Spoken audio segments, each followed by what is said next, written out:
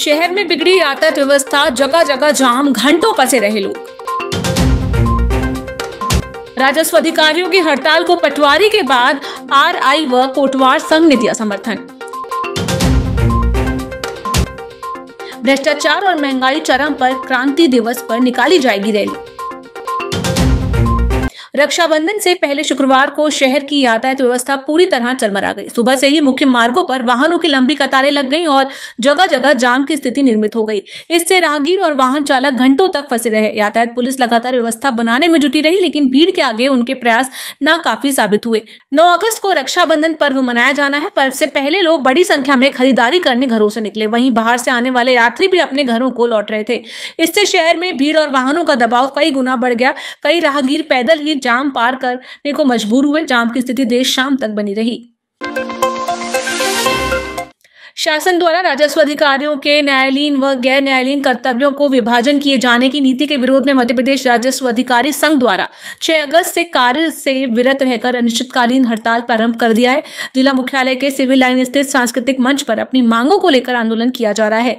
राजस्व अधिकारियों की हड़ताल के तीसरे दिन शुक्रवार को राजस्व निरीक्षक व कोटवार संघ द्वारा धरना आंदोलन स्थल में पहुंचकर राजस्व अधिकारियों की मांगों को जायज बताते हुए अपना समर्थन दिया। जिले व प्रदेश भर के तहसीलदार व नायब तहसीलदारों द्वारा की जा रही हड़ताल से तहसील न्यायालयीन संबंधित कार्य पूरी तरह प्रभावित हो रहे हैं और आमजनों को राजस्व से जुड़े कार्यों के लिए परेशान होना पड़ रहा है।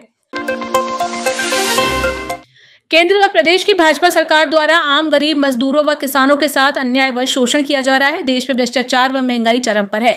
भारत की आजादी की लड़ाई का सबसे बड़ा जन आंदोलन करो या मरो 9 अगस्त 1942 को प्रारंभ किया गया था, जिससे 9 अगस्त क्रांति दिवस पर पूर्व सांसद कंकर मुंजारे के नेतृत्व में शहर के डॉक्टर राम मनोहर लोहिया चौक से दोपहर 2 बजे रैली निकाली जाएगी, जो हनुमान चौक पहुंचकर महात्मा गांधी की प्रतिमा पर माल्यार्पण कर सुभाष चौक, राजघाट चौक होते हुए अम्बेडकर चौक से रानी अवंतीबाई चौक पहुंचेगी, जहां अवंतीबाई की प्रतिमा पर माल्यार्पण कर आम सभा को संबोधित किया जाएगा। उक्त जानकारी पूर्व सांसद कंकर मुंजारे ने शुक्रवार को सर्किट हाउस में पत्रकारों से चर्चा में दी।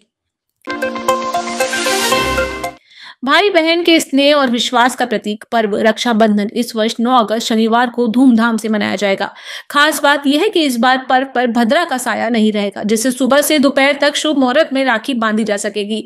ज्योतिषियों के अनुसार राखी बांधने का शुभ समय सुबह 5:47 से शुरू होकर दोपहर 1:24 तक रहेगा। हालांकि सुबह 9:07 से 10:47 तक राहु काल रहेगा, जिसमें शुभ कार्य वर्जित माना जाता है। श्रावण पूर्णिमा पर भद्रा 8 अगस्त को दोपहर 2:12 से प्रारंभ होकर 9 अगस्त की सुबह 1:52 पर समाप्त हो जाएगी। सूर्योदय के समय भद्रा समाप्त हो चुकी होगी, इसलिए राखी बांधने पर कोई बाधा नहीं मानी जाएगी। रक्षाबंधन की तैयारी को लेकर शुक्रवार को शहर के बाजारों में रौनक चरम पर रही।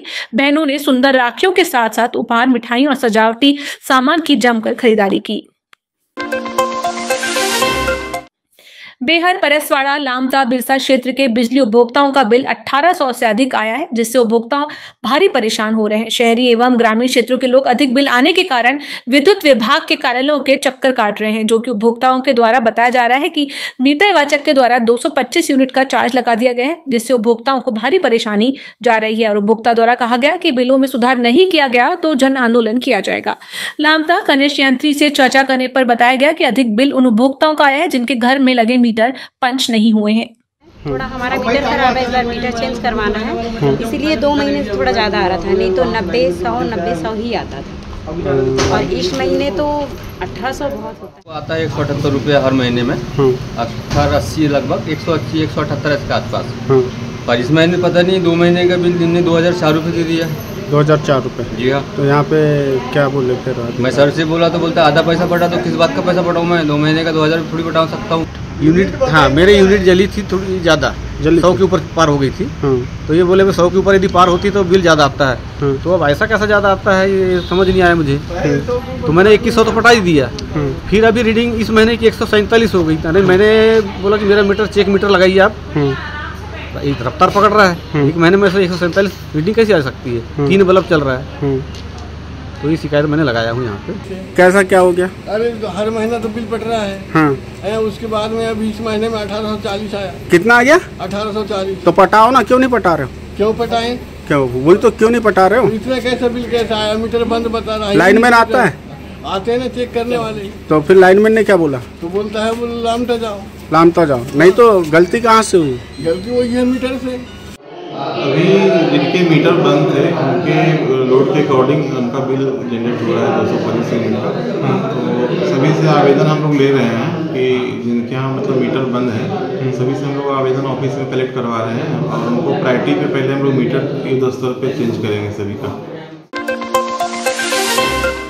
वैनगंगा बाई तट नहर से निकलने वाली कैनल में साफ सफाई के अभाव के कारण किसानों के खेतों तक पानी नहीं पहुंच पा रहा, जिससे किसान चिंतित है। ये समस्या कई क्षेत्रों में आम है, जहां नहरों की सफाई और रखरखाव की कमी के कारण पानी की आपूर्ति प्रभावित होती है। समय पर नहरों की सफाई नहीं होने से पानी का प्रवाह बाधित होता है और किसानों को अपने खेतों तक पानी नहीं मिल पाता। विभाग की लापरवाही के कारण नहरों में पानी की आपूर्ति प्रभावित होती है, जिससे किसानों को परेशानी होती है। नहरों में पानी की कमी के कारण भी किसानों को अपने खेतों तक पानी नहीं मिल पाता, जबकि किसान नहरों की सफाई और मरम्मत की मांग कर रहे हैं ताकि उन्हें अपने खेतों तक पानी मिल सके।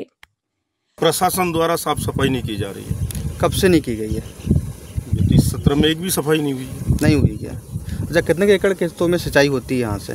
इसमें मैं करीब बता रहा हूँ, डोकरबंदी माइनर 1 नंबर, डोकरबंदी माइनर 2 नंबर और गोंडेगांव माइनर, ये माइनर के नाम से सेंसन है। करीब इसमें लगभग 700-800 एकड़ ज़्यादा है। सिंचाई होती है? सिंचाई होती है 2000 एकड़। अच्छा, आगे तक पानी नहीं पहुँच पा रहा? आगे तक पानी, रोलों के बाद तो पानी चली रही।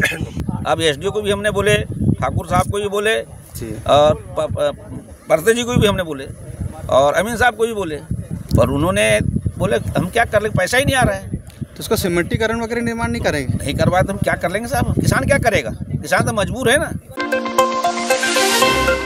मुख्यमंत्री डॉक्टर मोहन यादव ने गुरुवार को राजगढ़ जिले के नरसिंहगढ़ में मुख्यमंत्री लाडली बहना योजना के राज्य स्तरीय कार्यक्रम में प्रदेश की लाडली बहनों के खातों में रुपए अंतरित किए। साथ ही उज्ज्वला योजना के अंतर्गत बहनों को सहायता राशि का सिंगल क्लिक से अंतरण किया। महिला एवं बाल विकास विभाग जिला बालाघाट द्वारा प्रतिमाह राशि अंतरण कार्यक्रम का आयोजन किया जाता है। गुरुवार को कलेक्ट्रेट के NIC सभा कक्ष में विशेष रूप से लाडली बहनों के साथ मुख्यमंत्री के राज्य स्तरीय कार्यक्रम का सजीव प्रसारण हुआ। इस मौके पर बालाघाट नगर पालिका परिषद अध्यक्ष भारती सुरजीत सिंह ठाकुर के साथ ही जिला कार्यक्रम अधिकारी प्रशांत दीप सिंह ठाकुर, पर्यवेक्षक श्रीमती नेहा ठाकुर, श्रीमती अंजना दुबे, श्रीमती सरला बुर एवं आंगनबाड़ी कार्यकर्ताओं के साथ ही लाडली बहन की उपस्थिति रही। शहर के 33 वार्डों में वृहद रूप से आजादी के संघर्ष, बलिदान और समर्पण के साथ ही एकता के भाव को मजबूत करने देशव्यापी हर घर तिरंगा अभियान चलाया जा रहा है। इसी कड़ी में 8 अगस्त को नगर पालिका परिषद बालाघाट कार्यालय सभागार में तिरंगे झंडे की रंगोली उकेरी गई। साथ ही रक्षाबंधन पर्व को लेकर नपाध्यक्ष एवं बहनों ने पार्षद भाइयों की कलाई पर रक्षा सूत्र बांधा। सामान्य प्रशासन विभाग मध्य प्रदेश शासन के तहत नगर पालिका स्वास्थ्य विभाग के द्वारा स्वतंत्रता का उत्सव स्वच्छता के संग हर घर स्वच्छता इस संदेश के साथ मनाया जा रहा है। इसके अंतर्गत नपा कार्यालय में तिरंगे झंडे की रंगोली उकेरी गई, जहां नपा अध्यक्ष भारती सुरजीत सिंह ठाकुर ने कहा कि हर घर तिरंगा अभियान को शहर के सभी वार्डों में व्यापक रूप से चलाया जाना है। यह केवल अभियान नहीं है बल्कि आत्मगौरव एवं राष्ट्रीय एकता का प्रतीक है।